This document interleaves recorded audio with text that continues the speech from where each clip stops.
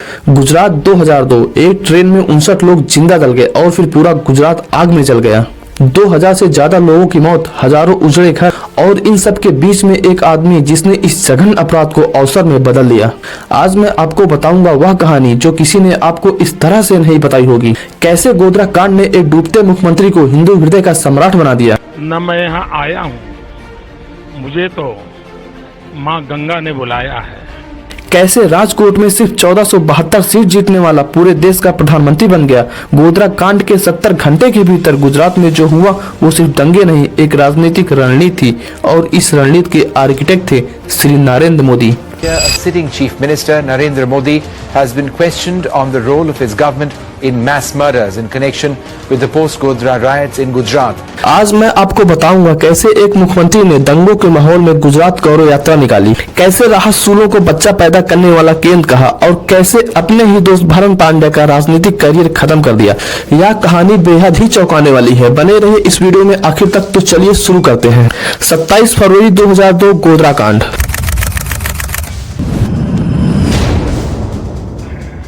यह घटना मोदी के राजनीतिक जीवन के लिए एक संजीवनी का काम करती है। गुजरात ही नहीं बल्कि पूरे भारत का राजनीतिक मंच बदल जाता है। उसी शाम विश्व हिंदू परिषद ने भारत बंद का ऐलान कर दिया। गोधरा कांड वाले दिन ही एंटी मुस्लिम घटनाएं सामने आने लगती हैं, खुफिया सूचनाएं आने लगती हैं। अगर कल विश्व हिंदू परिषद के भारत बंद के दौरान कुछ भी ऊपर नीचे हुआ तो गुजरात में दंगे हो सकते हैं। IPS संजय भट्ट ने पहले ही मुख्यमंत्री नरेंद्र मोदी को सूचित कर दिया था। लेकिन सुनिए, एक मुख्यमंत्री के रूप में मोदी का काम क्या होना चाहिए था। गुजरात पहले ही सांप्रदायिकता के ढेर पर बैठा हुआ था जिसे बस एक चिंगारी की जरूरत थी। गोधरा कांड जैसे दुर्भाग्यपूर्ण घटना के वक्त मुख्यमंत्री के रूप में मोदी का काम यह था कि वह अपराधियों को पकड़े और उन्हें कड़ी से कड़ी सजा दिलाए और प्रशासन के माध्यम से यह सुनिश्चित करे कि यह घटना पूरे गुजरात में दंगों में न बदल जाए। लेकिन मोदी ने ऐसा कोई कदम नहीं उठाया, बल्कि मोदी की मौन सहमति से अगले दिन गोधरा कांड के पीड़ितों के शव को अहमदाबाद के सड़कों पर घुमाया जाता है, जिससे आम हिंदू जनता भड़क जाती है और मुसलमानों पर संगठित तरीके से हमले होने लगते हैं। उस वक्त तक टीवी पर न्यूज चैनल की संख्या भी बढ़ गई थी। पहली बार दंगों को टीवी पर लाइव दिखाया जा रहा था। 28 फरवरी से 2 मार्च तक लगातार 3 दिन तक संगठित हमले होते हैं। इन दंगों में 2000 से ज्यादा लोगों की जान चली जाती है। राज मशीनरी एकदम से गायब रहती है। ऐसे घरों के एक लोगों को जिंदा जलाया जाता है जिसका गोधरा कांड से कोई मतलब नहीं था। मेरी बेटी 3.5 साल की मेरी गोद में थी, उसको लेके पटक दिया नीचे। और फिर 1 मार्च को जी न्यूज चैनल पर इंटरव्यू देते हुए मोदी ने संयमित बयान न देके मोदी ने न्यूटन की सिद्धांत वाली बात कह डाली। मोदी ने कहा, क्रिया प्रतिक्रिया की चैन चल रही है, हम चाहते हैं ना ही क्रिया हो और ना ही प्रतिक्रिया हो। गोधरा में जो परसों हुआ, 40 महिलाओं और बच्चों को एक ट्रेन में जिंदा जला दिया गया। इससे देश और विदेश में सदमा पहुंचना स्वाभाविक था। गोधरा के इस इलाके की आपराधिक प्रवृत्ति रही है। लोगों ने पहले भी एक महिला शिक्षक का खून किया और अब यह जघन्य अपराध किया है। भारत में शायद ही ऐसा कोई व्यक्ति हो जो गोधरा कांड के इस जघन्य अपराध करने वाले के पक्ष में हो। कोई भी मुस्लिम गोधरा कांड को सही नहीं ठहरा सकता। गोधरा की घटना पर सबकी एक ही राय थी, अपराधियों को पकड़े और उन्हें कड़ी से कड़ी सजा मिलनी चाहिए थी, जिनके परिणाम स्वरूप गोधरा कांड से भी अधिक यानी कि 40 गुना हिंदू मुस्लिम इन दंगों में मारे जाते हैं। मोदी की ऑफिशियल बायोग्राफी लिखने वाले लेखक नीलांबर मुखोपाध्याय लिखते हैं, अगर गोधरा कांड न होता और उसके बाद वायलेंस न होता तो मोदी वो न होते जो आज हैं। गुजरात दंगों से पहले गुजरात का असली बॉस कौन था? विश्व हिंदू परिषद और प्रवीण तोगड़िया के आगे कईयों मंत्री नतमस्तक होते थे। राम मंदिर आंदोलन के कारण 80 से 90 के दशक में ही RSS के संघों ने गुजरात में अपना बड़ा नेटवर्क बना लिया था। गुजरात दंगों के दौरान सड़कों पर टहलने वाले विश्व हिंदू परिषद के कार्यकर्ता ही मुसलमानों को ढूंढ कर निशाना बना रहे थे। लेकिन गुजरात दंगों के बाद मोदी हिंदू मसीहा के रूप में स्थापित हो जाते हैं। सियावर रामचंद्र की जय सिया राम। और बाद के सालों में उन्होंने प्रवीण तोगड़िया पर भी अपना नियंत्रण पा लिया। मोदी ने सबसे पहले केशुभाई पटेल के करीबी नेताओं को साइड लाइन करना शुरू कर दिया। इनमें से एक थे गुजरात के गृह मंत्री हरेन पांड्या। इससे पहले मोदी और हरेन पांड्या राजनीतिक मित्र हुआ करते थे, लेकिन धीरे धीरे उनके समीकरण बदल जाते हैं। मई 2002 में जब सुप्रीम कोर्ट के रिटायर्ड जज के नेतृत्व में कॉन्सेंट सिटीजन ट्रिब्यूनल गुजरात दंगों की जांच करने लगा तो हरेन पांड्या ने अपना नाम न जाहिर होने की शर्त पर मोदी के खिलाफ गवाही दी। हरेन पांड्या ने बताया कि गोधरा कांड की रात मुख्यमंत्री के यहाँ एक मीटिंग होती है, जिसमें मोदी ने गुजरात के सीनियर अधिकारियों को ये निर्देश दिए थे कि हिंदुओं को अपना आक्रोश निकालने दें। लेकिन मोदी के खुफिया तंत्र के माध्यम से यह खबर मोदी तक पहुंच जाती है कि हरेन पांड्या ने मोदी के खिलाफ गवाही दी थी। कारवा मैगजीन के अनुसार रिटर्न रिकॉर्ड से यह पता चलता है कि मोदी की प्रिंसिपल सिक्योरिटी पीके मिश्रा ने स्टेट इंटेलिजेंस के डायरेक्टर जनरल को यह निर्देश दिए थे कि दंगों की जांच करने वाले फैक्ट फीडिंग पैनल पर नजर रखें। इस बात को गुजरात इंटेलिजेंस के डीजी ने अपने रजिस्टर पर दर्ज कर लिया था। इस रजिस्टर के 7 जून 2002 के दिन के अनुसार डॉक्टर पीके मिश्रा ने रेवेन्यू मंत्री हरेन पांड्या को नंबर टैग करने के लिए दिया था। हरेन पांड्या के गवाही के बाद यह खबर मीडिया में आने लगती है कि मोदी के एक मंत्री ने उनके खिलाफ गवाही दी है। 2 महीने के अंदर ही मोदी ने हरेन पांड्या को इस्तीफा देने के लिए मजबूर कर दिया और आगे चल के मोदी ने हरेन पांड्या को राजनीति से पूरी तरह से निपटा दिया। लेकिन असली सस्पेंस अभी बाकी था, जो आपको आगे चलकर पता चलेगा। आपको याद होगा हरेन पांड्या नाम का एक शख्स जो कि बीजेपी के वरिष्ठ नेता थे उस वक्त, और 2003 में गुजरात दंगों के ठीक बाद गोलियों से भुना हुआ उनका शरीर मिला था। गुजरात दंगों के करीब 1 महीने बाद 4 अप्रैल 2002 को वाजपेयी गुजरात आते हैं। वाजपेयी ने एक समझदार नेता की तरह गुजरात पे हुए इन दंगों को भारत पर एक धब्बा बताया। साथ ही मोदी को एक सार्वजनिक मंच पर राजधर्म निभाने की सलाह दे डाली। वाजपेयी ने कहा, राजधर्म यह शब्द काफी सार्थक है और मैं इसी का पालन करता हूँ। राजा के लिए, शासक के लिए प्रजा में कोई भेदभाव नहीं हो सकता, न ही जन्म के आधार पर, न ही जात के आधार पर और न ही संप्रदाय के आधार पर। न जन्म के आधार पर, न जाति के आधार पर, न संप्रदाय के आधार पर। हम भी वही कर रहे हैं साहब। दरअसल भाजपा के अंदर वाजपेयी भी मोदी को सीएम पद से हटाने का प्लान कर रहे थे, लेकिन मोदी को आडवाणी का समर्थन प्राप्त था। अप्रैल 2002 में गोवा के पणजी में मोदी का भाग्य तय करने के लिए आलीशान मैरिट होटल में राष्ट्रीय राजकारणी की बैठक होती है। इस बैठक में मोदी ने खुद ही अपने इस्तीफे की पेशकश कर डाली। हालांकि कुछ लोगों को संकट की घड़ी में अपना समर्थन प्राप्त करने के लिए पार्टी को बाध्य करने के लिए राजनीतिक रणनीति के रूप में देखा। आरएसएस पूरी तरह से मोदी के साथ खड़ा हो जाता है। आडवाणी ने भी साफ कर दिया था, मोदी के इस्तीफे के बाद पार्टी अपने कोल्ड वोटरों का सामना नहीं कर सकती। पत्रकार राजदीप सरदेसाई अपनी किताब में लिखते हैं, आडवाणी के भाषण का मतलब यह था कि मोदी अब हमारे कैडर के हीरो हैं। वहीं प्रधानमंत्री वाजपेयी की चिंता यह थी कि गुजरात दंगों के कारण कहीं उनके गठबंधन में कोई दरार न पड़ जाए, जिसमें नीतीश कुमार, ममता बनर्जी और रामविलास पासवान जैसे नेताओं का समर्थन प्राप्त था। इससे केंद्र की सरकार खतरे में आ सकती थी। लेकिन अंत में आडवाणी के तर्क काम आते हैं। मोदी के इस्तीफे को अस्वीकार किया जाता है। भाजपा के राष्ट्रीय अध्यक्ष कोशाभाई ठाकरे से लेकर आरएसएस, अडानी, जेटली सब मोदी के साइड खड़े हो जाते हैं। कोशाभाई तो इस लेवल तक मोदी के साथ खड़े थे, अगर केंद्र में भाजपा की सरकार भी गिर जाती है तो उन्होंने मोदी को बचाने के निर्देश दिए थे। भाजपा के अशीष नेताओं और आरएसएस को मोदी की तरफ आते देख अंत में वाजपेयी ने भी अपना पासा पलट लिया। वे वाजपेयी जो मोदी को सीएम पद से हटाने के बारे में सोच रहे थे, वे खुद मोदी की लाइन पर चलने लगते हैं। भारत के राजनीतिक इतिहास में यह दुर्लभ है कि एक प्रधानमंत्री को एक मुख्यमंत्री की लाइन पर चलना पड़ा हो। वे मोदी जो राजकोट में जैसे तैसे चुनाव जीते हों, लेकिन एक घटना के बाद कैसे हिंदू हृदय का सम्राट बन जाते हैं। मैरिट होटल में मोदी जिंदाबाद के नारे लगने लगते हैं। To Shekhar Gupta on NDTV's Walk the Talk, Jaswant also said that Vajpayee want to take action against Narendra Modi, but LK Advani. अब मोदी ने भी मीडिया के सवालों का चतुराई से जवाब देना शुरू कर दिया। प्रवक्ता ने कहा है कि मोदी अगर किसी और देश में होते उनको फांसी लग जाए। जब भी कोई पत्रकार उनसे गुजरात पर प्रश्न करता तो वो बोलते कि गुजरात को बदनाम करने की साजिश है। इस तरह मोदी ने खुद को गुजरात ब्रांड के रूप में पेश करना शुरू कर दिया। मोदी पे सवाल को वो गुजरात राज्य के सम्मान और प्रतिष्ठा से जोड़ देते थे। अब मोदी खुद को पावरफुल बनाने के लिए गुजरात में आडवाणी की रथ यात्रा की तरह पूरे गुजरात में अपनी रथ यात्रा निकालने का प्लान करने लगते हैं। जून 2002 में गुजरात भाजपा के नेता अहमदाबाद में मिलते हैं, जहां पर एक भव्य यात्रा निकाले जाने का प्लान किया जाता है और इस यात्रा को गुजरात गौरव यात्रा का नाम दिया गया।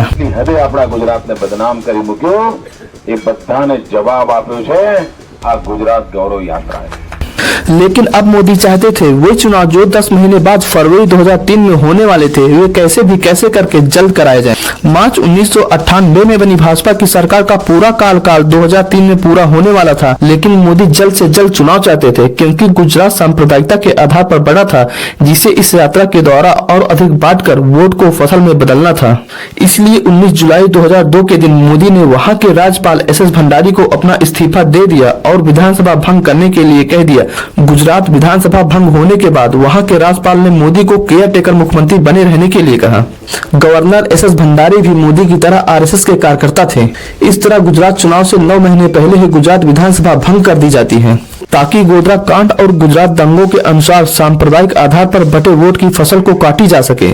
मोदी ने केंद्र से कहा गुजरात में जल्द से जल्द चुनाव कराए जाएं। हालांकि चुनाव आयोग ने पहले ही साफ कर दिया था कि गुजरात में अभी चुनाव कराने लायक स्थिति नहीं है, लेकिन केंद्र में भाजपा की वाजपेयी सरकार थी। इसके लिए अरुण जेटली ने चुनाव आयोग से खुद बात करके गुजरात में जल्द से जल्द चुनाव कराने के लिए दबाव डालती है। मोदी के जल्द चुनाव कराने की चाह ने 121 रिलीफ केंद्रों को बंद कर दिया जाता है। मोदी इस रिलीफ कैंप को बंद करवाकर चुनाव आयोग को यह दिखाना चाहते थे कि गुजरात में सब कुछ ठीक है, और फिर उन्होंने वो बयान दिया जो शर्मनाक और असंवेदनशील थी। मोदी ने कहा, क्या भाई हम राहत शिविर चलाएं? क्या हमें वहां बच्चा पैदा करने वाला केंद्र शुरू कर देना चाहिए? हम दृढ़ संकल्प के साथ परिवार नियोजन की नीति पर प्रगति हासिल करना चाहते हैं। हम 5 और हमारे 25 किसके नाम पर ऐसा विकास किया जा सकता है? आपने कोई बहन बेटी ने इज्जत लीधी थी, तेम छताएं अपना गुजरात में दुश्मन। यह बयान सुनकर यह लगता था कि यह बयान कोई नफरत फैलाने वाला दे रहा है, लेकिन ये भाषण मुख्यमंत्री पद पर बैठा आदमी दे रहा था। गुजरात दंगों के समय गुजरात खुफिया विभाग के हेड रहे आईपीएस श्री कुमार ने बताया कि कैसे जल्द से जल्द चुनाव कराने के लिए मोदी ने अधिकारियों पर दबाव डाला कि वे गुजरात के लॉ एंड ऑर्डर पर फेवरेबल रिपोर्ट दें, यानी कि पॉजिटिव रिपोर्ट दें कि सब कुछ अच्छा है, कोई दिक्कत नहीं है, ताकि चुनाव आयोग जल्द से जल्द चुनाव कराने का ऐलान कर दे। No officer has filed second affidavit because it is touching Mr. Modi. This is the fear complex, Modi phobia prevailing. Modi phobia had been created by Mr. Narendra Modi. चुनाव आयोग ने 16 अगस्त 2002 के दिन कहा गुजरात की स्थिति अभी समान नहीं है, इसलिए अभी चुनाव में कुछ देरी हो सकती है।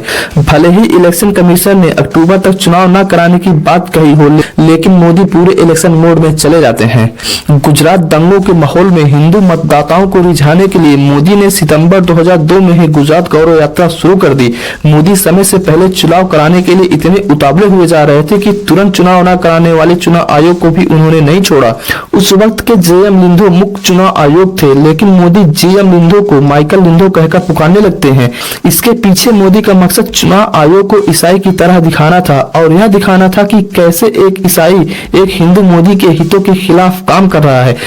गौरव यात्रा के पहले दिन ही मोदी ने कांग्रेस नेता सोनिया गांधी के ऊपर निहाती नीच टिप्पणी की। मोदी ने सोनिया गांधी को इटली की बेटी कहते हुए कहा, कांग्रेस इटली का चश्मा पहनकर सत्ता में वापस नहीं आ सकती। मोदी ने सोनिया गांधी के धर्म को टारगेट करते हुए कहा, सोनिया गांधी रोमन पोप का सहारा लेती है। एक तरफ मोदी गुजरात गौरव यात्रा से गुजरात का माहौल खराब करना चाहते थे, दूसरी तरफ प्रधानमंत्री गुजरात के इतने संवेदनशील वक्त पे गुजरात गौरव यात्रा के खिलाफ थे। वहीं आडवाणी भी मोदी के भड़काऊ भाषण से प्रसन्न नहीं थे, लेकिन मोदी की गौरव यात्रा को ग्राउंड पर बहुत ज्यादा समर्थन मिल रहा था। गुजरात के 182 विधानसभाओं में से 165 विधानसभाओं से होकर गुजरी गुजरात यात्रा के दौरान मोदी हिंदुत्व के सबसे बड़े रक्षक और मसीहा के रूप में स्थापित हो जाते हैं। मोदी एक ऐसे हिंदू आइकन बन जाते हैं जिनका सपोर्ट हर कास्ट के लोगों में था। 28 अक्टूबर 2002 को केंद्रीय चुनाव आयोग ने भी आखिरकार गुजरात विधानसभा चुनाव कराने का ऐलान कर दिया। रात में अब 12 दिसंबर 2002 के दिन वोटिंग होनी थी। 2001 के अक्टूबर महीने में गुजरात का सीएम बने मोदी और अब के मोदी में जमीन आसमान का अंतर था। मोदी गुजरात भाजपा को अपने हाथ में ले चुके थे और भाजपा के पुराने नेताओं को धीरे धीरे साइड लाइन कर चुके थे। अब वक्त था उन्हें हरिन पांड्या से बदला लेने का। अहमदाबाद के एलिस ब्रिज सीट से हरिन पांड्या पिछले 15 सालों से चुनाव जीतते आ रहे थे। उस सीट को मोदी ने हरिन पांड्या को देने से इनकार कर दिया। आरएसएस और भाजपा के दोनों लीडरशिप ने मोदी को यह जीत छोड़ने के लिए कहते हैं, लेकिन मोदी अपने जीत पर अड़ जाते हैं। आरएसएस और भाजपा के दोनों लीडरशिप ने यह जीत छोड़ने के लिए कहा, लेकिन मोदी अपने जीत पर अड़ गए। विधानसभा चुनाव में बस 1 महीना बचा था। नवंबर 2002 में आरएसएस नेता मदन दास देवी, आरएसएस के प्रमुख के.एस. सुदर्शन और भाजपा के लाल कृष्ण आडवाणी अटल बिहारी वाजपेयी का संदेश लेकर मोदी से मिलने आते हैं, लेकिन मोदी उनकी बात नहीं मानते। आरएसएस नेता मदन दास देवी देर रात तक मोदी के आवास पर रुकते हैं। मोदी जानते थे कि अब आरएसएस के हेडक्वार्टर और दिल्ली से कॉल आने लगेंगे, लेकिन लेकिन उस रात की सुबह शरीर में थकावट का बहाना बनाकर गांधीनगर सिविल अस्पताल में भर्ती हो जाते हैं। आरएसएस और भाजपा के शीर्ष नेतृत्व के दबाव के बाद भी हरेंद्र पांड्या को उनकी सीट वापस नहीं देते। इस तरह मोदी ने अपने सबसे ताकतवर प्रतिद्वंदी और गुजरात के गृह मंत्री जैसे पद पर रहने वाले ताकतवर मंत्री का राजनीतिक करियर खत्म कर दिया। 12 सितंबर के दिन गुजरात में वोटिंग होने जा रही थी। इसी बीच ऑल इंडिया मुस्लिम उलेमा काउंसिल ने एकदम लास्ट ओवर में मोदी को फुलटास बॉल दे दी। मौलाना कसम अशरफ ने फतवा जारी करते हुए गुजराती मुसलमानों को कहा कि वे अपने 100% वोटिंग कांग्रेस को दें। बस इसी बात को मोदी ने पकड़ लिया और इसी को अपना चुनावी मुद्दा बना लिया। और फिर मोदी ने अगले 3 दिन तक इसी बात को लेकर हिंदुओं से अपील की कि वे दादागिरी और फतवा बाबा को हराने के लिए 100% वोटिंग करें। मोदी ने नारा दिया, पहले मतदान फिर कन्यादान। 15 सितंबर 2002 के दिन आए चुनावी परिणामों ने मोदी की गौरव यात्रा पर मोहर लगा दी। गुजरात विधानसभा के 182 सीटों में से भाजपा 127 सीट पाती है और वहीं पर कांग्रेस 182 सीट में मात्र 51 सीट पाती है। इस तरह 22 दिसंबर 2002 के दिन मोदी एक बार फिर से सीएम बनते हैं। मोदी के साथ 9 कैबिनेट मंत्री ने और शपथ ली, जिनमें से एक थे अमित शाह, जिन्हें होम मिनिस्ट्री का पद मिलता है। और अब हरेंद्र पांड्या के जीवन का सबसे बेकार टाइम आता है। हरेंद्र पांड्या ने आरएसएस और भाजपा के शीर्ष नेताओं से यह कहना शुरू कर दिया कि मोदी अपने फायदे के लिए पार्टी को खत्म कर देंगे। मोदी द्वारा हरेंद्र पांड्या जैसे सीनियर को साइड लाइन किए जाने के बाद भाजपा दिल्ली वाली लीडरशिप उन्हें गुजरात से दिल्ली बुलाने के बारे में सोचने लगती है। और 3 महीने बाद मार्च 2003 में उन्हें भारतीय जनता पार्टी की तरफ से हरेंद्र पांड्या को दिल्ली शिफ्ट करने के लिए एक फैक्ट आता है। हरेंद्र पांड्या को भाजपा का राष्ट्रीय प्रवक्ता और राष्ट्रीय कार्यकारिणी का सदस्य बनाया जाता है। लेकिन इसके अगले दिन मॉर्निंग वॉक पर निकले हरेंद्र पांड्या की रहस्यमयी तरीके से हत्या कर दी जाती है। हरेंद्र पांड्या के बूढ़े पिता ने इस हत्या की साजिश के लिए सार्वजनिक तौर पर मोदी का नाम लिया। गुजरात राज्य के खुफिया विभाग के हेड रहे आईपीएस आरवी श्री कुमार ने बताया कि हरेंद्र पांड्या की गतिविधियों पर अपडेट लेने के लिए मुख्यमंत्री कार्यालय से उन्हें ज्यादातर बुलाया जाता था। हरेंद्र पांड्या के हत्या की साजिश की जांच मोदी के अंदर आने वाली गुजरात पुलिस और क्राइम ब्रांच ने की। उस वक्त केंद्र में अटल बिहारी वाजपेयी की सरकार थी और केंद्र के अंदर आने वाली सीबीआई और गुजरात पुलिस ने कहा कि हरेंद्र पांड्या की हत्या में पाकिस्तान के आईएसआई, लश्कर तालिबा और दुबई के अंडरवर्ल्ड डॉन दाऊद इब्राहिम का हाथ है। इस तरह हरेंद्र पांड्या की हत्या के मामले में 12 मुसलमानों को अरेस्ट किया जाता है, लेकिन 8 साल बाद उन मुसलमानों को बाइज्जत बरी कर दिया जाता है। साथ ही इस पूरे केस को मनगढ़ंत बताया जाता है। लेकिन सवाल यह है कि आखिरकार गुजरात के गृह मंत्री जैसे पद पर रहने वाले हरेंद्र पांड्या की मौत की जांच सही से क्यों नहीं होती? और यह ऐसा सवाल है जिसका जवाब आज तक नहीं मिला। धीरे धीरे नरेंद्र मोदी ने आरएसएस के प्रचारक और भाजपा के ताकतवर नेता सुरेश जोशी को भी साइड लाइन कर दिया। गोधरा कांड और गुजरात दंगों ने मोदी को गुजरात में विश्व हिंदू परिषद और आरएसएस और अपनी पार्टी से बड़ा कर दिया। भाइयों, यह थी कहानी कैसे गुजरात दंगों और गोधरा कांड के दुर्भाग्यमय घटनाओं को मोदी ने अपने राजनीतिक कैरियर के उत्थान के लिए इस्तेमाल किया। कैसे मोदी ने इतने संवेदनशील वक्त में गुजरात गौरव यात्रा निकाली। दोस्तों, यह वीडियो बस यहीं तक। मिलते हैं अगले वीडियो में, तब तक के लिए जय हिंद, जय भारत।